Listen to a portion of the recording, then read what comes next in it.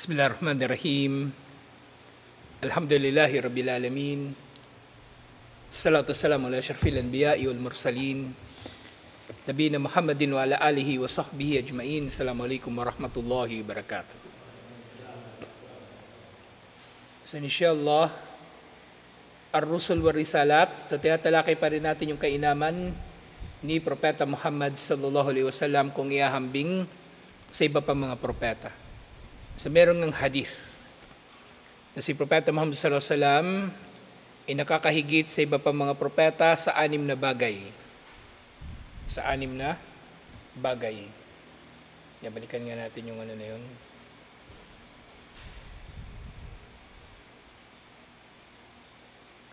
So yung 6 na bagay na yun, yung una, binigay siya ng Jawami'ul Kalim, maikli ngunit malawak na pananalita, malawak ang kahulugan na pananalita. Nuserto birro'bi, na nananalo siya sa kanyang mga kalaban sa pamagitan lamang ng takot. Pangatlo, pinahintulutan sa kanyang ganima. Pang-apat, ang lupa ay pinahintulutan ni Allah na maging masjid. Kahit saan sa lupa, pwede tayo magsala. Pwede na lang sa lugar na pinagbabawal ang sala. Sa CR, sa sementeryo, at pwede tayong magtayammum, na pwede tayong mapupunta o makakabalik sa kalagayan ng tahara sa pamagitan ng lupa kung walang tubig. Lupa o alikabok o buhangin, pwede nga semento yung semento na powder kung halimbawang wala talaga, pwede rin yun. Maaari rin yung mabigyan ng kahulugan bilang lupa kung walang ibang lupa na malinis, kumbaga. Kaso kung semento naman kasi, papahid mo sa mukha mo, no? Kakapal yung mukha mo. Pag ganun. Pero ano pa rin siya, may tuturing siyang ganun pa rin, sa kahulugan na yun, lupa pa rin. Tapos pinadala siya, isinugo siya para sa lahat ng sangkatauhan, at pang-anim, siya ang kahuli-hulihang propeta. Ngayon balikan lang natin yung pang-anim kasi hindi natin natalakay masyado. Kasi yung nakaraan kumikirot na yung paa ko nung tinatalakay natin to, iniklihan ko na yung lecture last week. Yung nga yung wal-fadilatus sadisa, annahu khatamal anbiya, fala nabiyya ba'dahu. Yung si Propeta Muhammad sallallahu alaihi wasallam, siya ang kahuli-hulihang propeta at wala ng propeta pagkalipas niya. So meron pang ilang mga paliwanag dito. Kasi meron pang iba't ibang mga ahkam na may kinalaman sa pagiging huling propeta ni Propeta Muhammad sallallahu alaihi wasallam. So bukod doon sa obvious, dahir, na kahulugan nito na wala nang darating na propeta pagkatapos niya, meron pang ibang mga ahkam, alhamdulillah. So limbawa nga dito sa Suratul Ahzab, verse 40, maka na Muhammadun aba ahadim min rijalikum, walaki Rasulullahi wa khataman nabiyyin.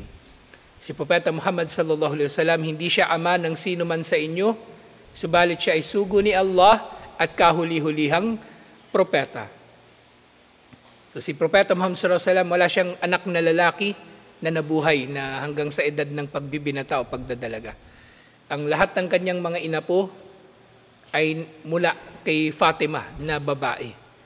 So sinasabi ng mga scholar, ang kawalan ni Propeta Muhammad sallallahu alaihi wasallam ng anak na lalaki, di ba doon nga siya pinipintasan ni Abu Lahab at ng Quraysh, tawag sa kanya Abtar.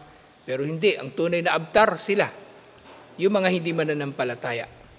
Ang katulad ng binasa natin kanina sa Suratul Kauthar. Si Propeta Muhammad sallallahu alaihi wasallam, nasa hikmah rin ni Allah. Kasi kung meron siya mga lalaking anak at meron siya mga inapo na manggagaling doon sa kanya mga lalaki na anak, lahat ito nag-angkin ng kung ano-ano. Yung mga Shia, wala namang kinalaman kay Propeta Muhammad sallallahu alaihi wasallam, nag-aangkin ng kung ano-ano, pagiging imam o ano paman. Paano pa kaya? Kung yung tao ay mapapatunayan niya na siya nga ay galing sa angkan ni Propeta Muhammad sallallahu alaihi wasallam mula sa kanyang mga anak na lalaki. So, pinutol ni Allah ang fitna, posibleng fitna na lilitaw kung sakaling meron siyang anak na lalaki na mag-aangkin ng pagmamana ng pagkapropeta o napaman, waliyadu billah. Pagiging khalifa Di ba? Yung mga Shia, silang nag-imbento na dapat ang unang khalifa si Ali porque pinsan siya ni Propeta Muhammad sallallahu alaihi wasallam at manugang. Pero inimbento lang nila yun. Si Ali, hindi siya naniniwala sa ganoon. At gayon din ng mga sahaba at lalo na si Propeta Muhammad sallallahu alaihi wasallam dahil kung merong ganong batas, hindi yun inilihim sa atin ni Propeta Muhammad sallallahu alaihi wasallam. Naghabilin siya ng malinaw na paghabilin ng khalifa pagkatapos niya si Ali. Pero wala Walang kahit anong nababanggit tungkol doon. So nga dahil dito, وَإِذَا كَانَ رَسُولُنَا خَاتَمَ الْأَنْبِيَاءَ فَهُوَ خَاتَمَ الْمُرْسَلِينَ مِنْ بَابِ أَوْلَى. Kung si Propeta Muhammad sallallahu alaihi wasallam ang kahuli-hulihang propeta, of course, mangangahulugan din ito na siya rin ang kahuli-hulihang sugo. Diba? Kasi ang lahat ng mga propeta, napapaloob sa kanila yung mga sugo. So lahat ng sugo ay propeta rin. Yun nga, faida kanatin nubuwa, saan ba yun? May nalaktaon pala ako. Dalika anna kulla rasulin, fahuwa nabiyun, la syakka fi dalika. So siyang kahuli-hulihang propeta, di ba malinaw doon sa aya? Wa khataman nabiyyin, siyang kahuli-hulihang propeta. Merong pilosopo mag-aangkin. Sasabihin niya ako ang kahuli-hulihang sugo. Sasabihin niya, di ba? O ngayon tatanungin mo siya, o ba't tinaangkin mo ikaw ang kahuli-hulihang sugo? Di ba si Propeta Muhammad sallallahu alaihi wasallam siya ng kahuli-hulihang propeta? Sasabihin niya, hindi, sabi doon propeta, hindi naman sugo. So ito yung sagot sa posibleng mamimilosopo. Okay, sinabi dito, kahuli-hulihang propeta. Kasi kung sinabing kahuli-hulihang sugo, hindi lahat ng sugo o hindi lahat ng propeta ay sugo. Pero lahat ng sugo ay propeta. Kaya ang binanggit dito, khataman nabiyyin, hindi khatamal mursalin. So si Allah hindi mauunahan ng tao pagdating sa lohika, sa logic. So yun ang pinaka-logical na paraan ng pagsasabi ni Allah, wala nang darating na sino man na propeta pagkatapos ni Propeta Muhammad sallallahu alaihi wasallam. فإذا كانت النبوة بعد نبينا ممنوعة مقطوعة فالرسالة ممنوعة أيضا. Kung ang pagkapropeta ay ipinagbawal na ni Allah sa sino man pagkatapos si Propeta Muhammad sallallahu alaihi wasallam, so ganun din yung pagkasugo. Ipinagbabawal na rin ito ni Allah sa sino man pagkatapos si Propeta Muhammad sallallahu alaihi wasallam, lianna rasula la budda an yakuna nabiyan. Dahil ang sugo ay marapat lamang na propeta rin. At yun nga, malinaw sa sinabi ni Allah, wa khataman nabiyyin. Si Propeta Muhammad sallallahu alaihi wasallam ang kahuli-hulihang propeta. Wa ma'na kaunihi khatamal anbiya wal mursalin annahu la yub'athu rasulun min ba'dihi bigayri syar'ihi. So isa pa sa mga maaring magiging kahulugan ng pagiging huling propeta at huling sugo ni Propeta Muhammad sallallahu alaihi wasallam, na dahil siya ng kahuli-huling propeta at sugo, wala nang ipapadala si Allah na sino mang sugo. Therefore, wala nang magdadala ng anumang, walang sino man ang maaaring magdadala ng anuman na babago sa kanyang pagsasabatas. La yub'athu rasulun o la yub'athu rasulun min ba'dihi yugayyiru syar'ahu. Hindi na darating ang sino mang pwedeng mag-aangkin na siya ay sugo, na babaguhin niya ang syariah ni Propeta Muhammad sallallahu alaihi wasallam, wa yubtilu shay'an min dinihi, o pawawalang saysay nito ang anumang turo ng ating relihiyon, ang relihiyon ni Propeta Muhammad sallallahu alaihi wasallam. So ibig sabihin, ang relihiyon natin na ito ay matatag na. At hindi na pwedeng magbabago, hindi na mababawasan, hindi na madaragdagan. Kasi wala nang darating nga na sugo o propeta pagkatapos ni Propeta Muhammad sallallahu alaihi wasallam. Kasi nga, kabilang sa mga hikmah kung bakit patuloy na pinapadala yung mga propeta at sugo sunod-sunod, bukod doon sa nakakalimot ang mga tao, pinapadala sila upang ipangaral sa mga tao yung bagong batas na naangkop sa kanilang panahon. At ngayon nga sa atin, sa panahon natin ngayon, alhamdulillah, ang batas ni Propeta Muhammad sallallahu alaihi wasallam na kanyang daladala, ang Sharia ng Islam, na dala-dala ni Propeta Muhammad sallallahu alaihi wasallam ay inaangkop mula doon sa panahon niya hanggang sa dulo ng panahon. Ngayon kung halimbawang ipapatupad natin yung Sharia halimbawa ng mga Hudyo ayon sa kung anong ipinahayag kay Musa alayhis salam o kahit kay Isa alayhis salam, kasi si Isa alayhis salam pinadala para ito pa rin ng Torah. So halimbawang ipapatupad ngayon yung mga batas nila, bawal sa ating kumain ng hipon, bawal sa ating kumain ng tahong, at maraming may pagbabawal sa atin na pagkain. Ngayon, maaring hindi yun magiging angkop sa panahon natin ngayon na marami na ang tao. Diba? So sa halip na yung tao makakakain sana ng mga bagay na yun, yung mga pagkain na yun, hindi sila kakain kasi ipinagbawal sa Torah. Ang anumang lamang dagat na walang kaliskis at walang palikpik. Ibig sabihin, ang pwede lang kainin ng mga Hudyo mula sa dagat, isda lang talaga. Isda lang. Yung pusit, hindi nila pwedeng kainin kasi walang kaliskis at walang palikpik. Pusit o ano pa bang hayop yung nasa dagat. Yung mga mga shellfish, hindi nila yung pwedeng kakainin. Ang kakainin lang nila isda. Eh di maaring mahihirapan yung mga tao sa panahon natin ngayon kung gano'n ang batas na hindi binago ni Propeta Muhammad sallallahu alaihi wasallam. So yun nga, yung sinasabi ko kanina, merong iba't ibang mga ahkam na may kinalaman pa sa pagdating ng mga propeta, bakit sila sunod-sunod at bakit mahalaga na maunawaan natin na wala nang darating na propeta pagkatapos si Propeta Muhammad sallallahu alaihi wasallam. Yun ay dahil sa wala nang magbabago sa kanyang isinabatas. Wala nang magbabago sa isinabatas ni Propeta Muhammad sallallahu alaihi wasallam. Katulad ng halimbawa niyan, di ba, sa usapin ng yung pagkain sa kinatay ng Ahlul Kitab. So maraming nagkakamali diyan eh. So sa atin pinahintulutan na kakainin natin yung mga hayop na kinatay ng Kristiyano at Hudyo. Siyempre, halal na hayop na kinatay nila. At kinatay rin sa halal na paraan. So, pwede natin kainin yung mga yun. Pwede natin kainin yung mga kinatay nila ng mga hayop. Ngayon, sinasabi ng iba, applicable lang daw yun sa panahon ni Propeta Muhammad sallallahu alaihi wasallam. Nakakain siya ng pagkain na kinatay ng Hudyo o ng hayop na kinatay ng Hudyo. Kasi di ba si Propeta Muhammad sallallahu alaihi wasallam kumakain siya ng kinatay ng Hudyo? Kaya nga siya nalason, di ba? Yung nakalason sa kanya, tupa na kinatay ng Hudyo na nilagyan ng lason, binigay sa kanya bilang pagkain. Ngayon may nagsasabi, may nagmamarunong. Pwede lang daw yun ng panahon ni Propeta Muhammad sallallahu alaihi wasallam. Kasi yung Ahlul Kitab daw nung panahon ni Propeta Muhammad sallallahu alaihi wasallam, hindi raw musyrik. Pero ngayon ang mga Ahlul Kitab, musyrik na. So, diba? Parang, kumbaga, hindi siya katanggap-tanggap. Kung nag-aaral ka ng relihiyon, alam mong mali agad eh. Alam mong mali agad. Kasi kung yung Ahlul Kitab, mananampalataya din. Nung panahon ni Propeta Muhammad sallallahu alaihi wasallam, di sana nag-Muslim sila. Diba? Sana nag-Muslim sila para may turing silang mananampalataya at hindi nag-shirk.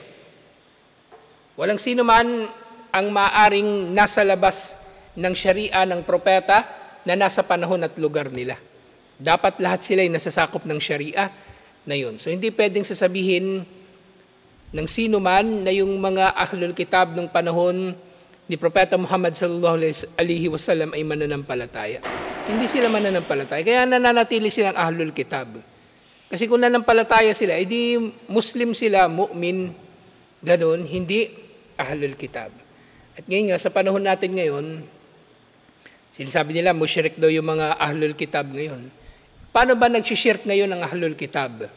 Sa pamagitan ng doktrina ng Trinity, di ba? Unang-una. Doktrina ng pagkakapako sa krus.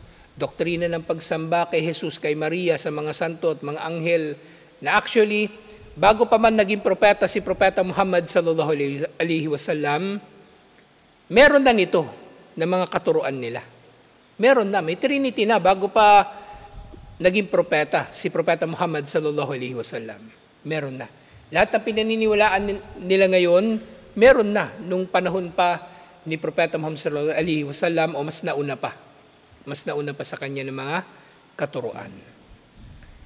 Yung nga, walang sino man ang pwedeng magbabago sa anumang katuruan ni Propeta Muhammad sallallahu alaihi wasallam. Therefore, walang pangangailangan na magpapakilala ang sino man na siya ay propeta o sugo. Kasing batas ni Propeta Muhammad sallallahu alaihi wasallam hanggang sa dulo na ng panahon. Ngayon tungkol kay Isa alaihi salam. So, di ba? Babalik si Isa alaihi salam sa dulo ng panahon. Amma nuzul Isa alaihi salam akhir zaman fahuwa haqqun wa sidqun. Totoo na bababa si Isa alaihi salam sa dulo ng panahon. Kama akhbara al-Mustafa sallallahu alaihi wasallam. Katulad ng ipinabatid sa atin ng Mustafa, isa sa mga pangalan ni Propeta Muhammad sallallahu alaihi wasallam. Mustafa, ibig sabihin hinirang. So, ipinabatid na sa atin to ni Propeta Muhammad sallallahu alaihi wasallam sa ibang mga hadith. Walakinnahu la yanzilu liyahkuma bi syari'atihi o bi syari'atit Taurat wal Injil. Pero pagbaba nga ni Isa alaihi salam, hindi siya bababa upang baguhin ang syariah ni Propeta Muhammad sallallahu alaihi wasallam. Hindi siya bababa upang magpatupad ng syariah ng Torah o ng Injil. Bal yahkumu bil Quran. Bagkus siya ay maghahatol sa pamagitan ng Quran. Wa yuksirus salib. Babasagin niya ang mga krus na literally kumbaga babasagin niya talaga yung mga krus. At syempre, figuratively, pasisinungalingan niya yung anumang paniniwala na iniugnay sa kanya at pangunahin nga dito ang pagkakapako niya sa krus. Kasi yung lahat ng iba't ibang maraming iba't ibang sekta yung mga Kristiyano. May Katoliko, may Born Again, may Anglican, may Episcopalian, may Pentecostal, may Baptist, kung ano-ano. Iba-iba ang kanilang paniniwala tungkol kay Isa alaihi salam. May mga magsasabi, Diyos na nagkatawang tao. O kaya magsasabi, anak ng Diyos. O merong magsasabi, tao lang talaga siya. Pero meron silang isang doktrina na nagkakaisa sila. Ang pagkakapako kay Isa alaihi salam para sa kanilang mga kasalanan. Lahat sila pinaniniwalaan nila yon. Kaya malaking bagay na sisirain ni Isa alaihi salam ang mga krus para patunayan na hindi siya nagturo ng anumang ganoong paniniwala. Wayaqtul al-khinzir.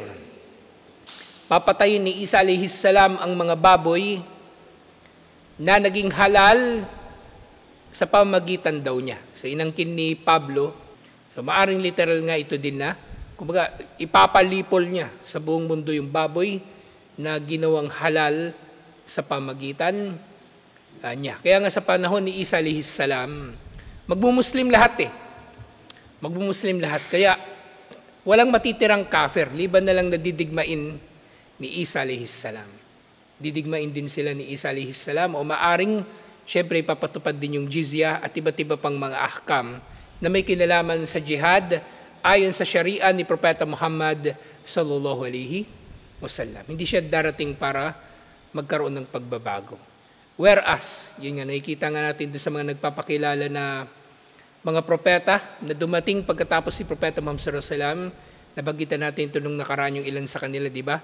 Si Mirza Ghulam Ahmad, halimbawa yung founder ng Ahmadiyya, nag-aangkin siya na siyang kahuli-hulihang propeta. Tapos yung mga imam ng mga Shia, ganun din. Hindi man nila sinasabi na sila ay propeta, pero nung ginagawa nila, binabago nila ang batas ni Propeta Muhammad sallallahu alaihi wasallam. At panghuling nababanggit na gagawin ni Isa alaihi salam na nagpapatunay na hindi niya babaguhin ang syariah ni Propeta Muhammad sallallahu alaihi wasallam, si Isa alaihi salam yu'adhin bis-salah. Tatawagin niya yung mga tao patungo sa sala. Sala ni Propeta Muhammad sallallahu alaihi wasallam. Kasi di ba si Isa alaihi salam doon sa Biblia nababanggit na siya ay nagpatira pa? O maaring ginagawa niya yun. Pero kung magsasagawa man siya ng sala habang siya ay nabubuhay dito sa mundo, gagawin niya ang sala sa paraan ni Propeta Muhammad sallallahu alaihi wasallam. 5 sala sa gabi at araw, 2 rak'ah ng Fajar, 4 sa Duhur, 4 sa Asar, 3 sa Maghrib, 4 sa Isya. Ganun siya magsasala. Hindi sa kung paano siyang nagsala nung kanyang kapanahunan, alhamdulillah. So ganito natin kumbaga pahalagahan si Isa alayhis salam, kasi nga si Isa alayhis salam, malaking bahagi siya ng katuruan natin sa relihiyon na ito, lalong-lalo na sa mga mangyayari sa dulo ng panahon. Kaya nga ang Kristiyano na magmumuslim, hindi naman niya tinatalikuran si Isa alayhis salam. Kasi yan ang unang isusumbat ng di ba? Mga kuffar, nagmuslim ka na, tinalikuran mo na si Jesus. Tawag nila Jesus. May maluha-luha pa yun habang kinukonsensya ka. Tinalikuran mo si Jesus. Sinunod mo ang huwad, bulaang propeta, si Muhammad, ganito, ganyan. Hindi tinalikuran ng sino mang Kristiyano si Isa alayhis salam. Inilalagay lang natin siya sa tamang panahon. Hindi tamang panahon. Tamang lugar niya bilang propeta. So nga, al-anbiya wa rusul yatafawatuna fil fadli kama bayyana huna bitafsil bitafdilillahi lahum. Si mga propeta nga, nagkakaroon sila ng paghihigitan sa isa't isa. Pero yun ay nakabatay sa kung paano sila tinuring ni Allah na nakakahigit sa isa't isa. O bima atahum iyahu min khairin, na kabilang sa mga distinction nila sa isa't isa, kung paano natin masasabi na ang isang propeta ay nakakahigit sa iba pang mga propeta, ay dahil sa anumang kabutihan na dinulot ni Allah na makamit ng isa kaysa sa iba pa. Wa ba'dan nasi yansibuna ilal anbiya'i war rusul umuran yadunnuna annahum yu'addimunahum biha fayakhrujuna an dairatis sidqi wal adli.